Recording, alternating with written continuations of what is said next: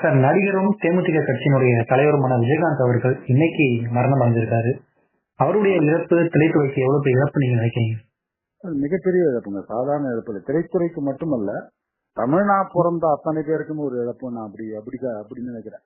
ஏன்னா அவர் ஒரு நல்லுள்ளம் அப்படிங்கறது ஒரு எதேர்ச்சியாக வெள்ளந்தியாக என்ன பேசணும் இதெல்லாம் எழுதி வச்சுட்டு பேசுறதுலாம் இல்லாம தெளிவாக அவர் பேசக்கூடிய ஒரு விஷயங்கள், தமிழ் மொழிக்காகவும் தொழில் மக்களுக்காகவும் பேசுற விஷயங்கள், அது ரொம்ப உன்னதமான ஒரு விஷயம். கலைஞர் மேல எல்லாம் ஏன் ஒரு பயங்கரமான ஈடுபாடுன்னா தமிழ் அந்த ஒற்ற சொல்லுக்கு தமிழன் அப்படிங்கிற ஒரு விஷயம். அதே மாதிரி அந்த விண்ணுக்கும் மண்ணுக்கும் சம்பந்தம் உண்டுன்னு சொன்ன அப்படின்னு சொன்னது யாருன்னு கேட்டிருப்பாங்க. அது உண்மை எழுத்துப்படும். இந்த அளவுக்கு உயர்ந்து இன்னைக்கு மண்ணுக்குள்ள போற அளவுக்கு ஆயிட்டாருன்னா கூட அவர் பேரை விதைச்சிட்டு தான் போறாரு. விஜயகாந்த்ங்கிற பேரை விதைச்சிட்டு தான் போறாரு.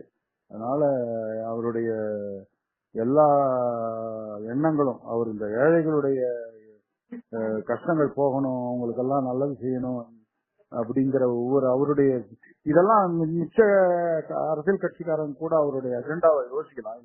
அது கூட அவங்களுக்கு தெரியும். இந்த வீட்டுக்கே அவங்க ரேஷன் கொடுக்கறது அப்படி அவரு சொல்லக்கூடிய விஷயங்கள் நல்ல விஷயம். பல விஷயங்கள் அவர் சொல்லியிருக்காரு.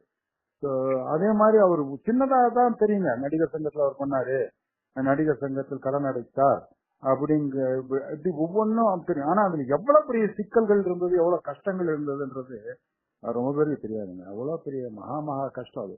அந்த கஷ்டத்தெல்லாம் உடைச்சி அதை எல்லாரையும் ஒன்றிணைக்கிறதுலாம், ஒரு நடிகர்களை ஒன்றிணைக்கிறதுலாம் சாதாரண விஷயமே கிடையாதுங்க. ரொம்ப கஷ்டமான விஷயம்னா இந்த நடிகர்களை ஒரு ஒன்னா சேர்க்கிற விஷயம் பாத்தீங்களா, அது அவரே தான் ஈடுங்க. வேற யாராலும் ஈடு பண்ண முடியாது. அப்படி ஒரு பிரச்சனையை அழகா கொண்டு அதை செலுத்தினாரு. அதே போல எல்லா வகையிலும் தொழிலாளர்களுக்கு என்ன செய்யணும், தொழிலாளர்கள் பிரச்சனைனா இறங்கி அந்த அந்த இருக்கு பாத்தீங்களா, அந்த ஒரு கோபக்கார இளைஞன் அப்படின்ற ஒரு இதுல அறிமுகமாகி அந்த கோபத்தை அவர் விடவே இல்லைங்க. அதாவது நியாயமான கோபமா, அதாவது யாரும் அநியாயமான கோபம்னு சொல்ல முடியாது. அவருக்கு ஒரு நியாயத்துக்காக தான் அவர் கோபப்படுவாரு. அநியாயத்துக்கு கோபப்பட்டாருன்றது சில பேர் அநியாயத்தை மறைக்கிறதுக்காக கோபப்படுவாங்க.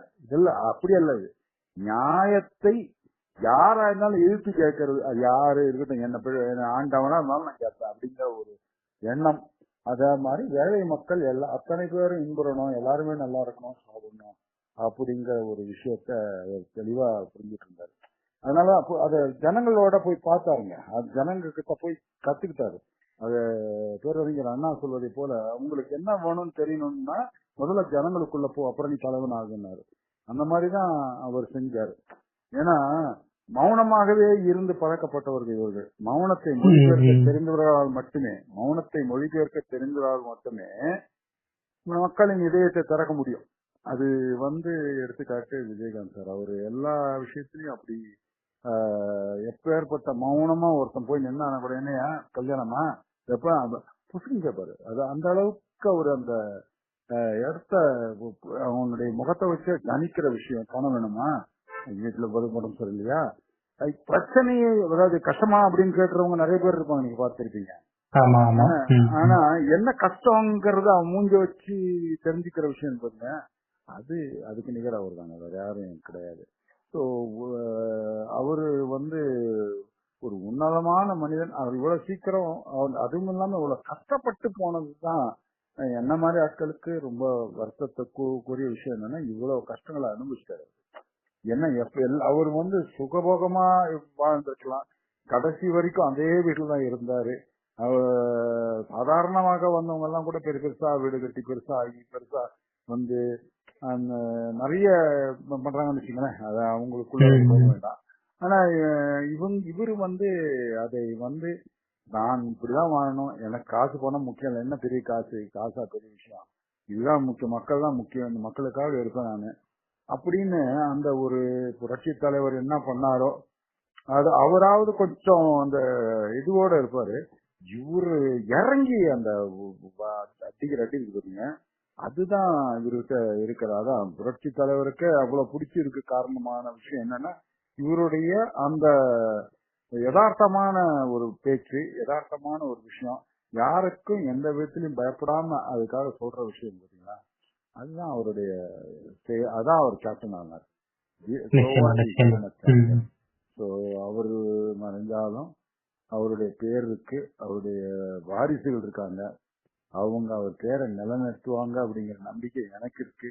அவங்களும் அதை மனசுல வச்சுட்டு அவர் எப்படி இருந்தாரோ அதே போல பிள்ளைங்களும் வந்து பெருசா இந்த திரையுலகத்தில் இழப்பீட்டை அவங்க தான் காப்பாற்றணும்.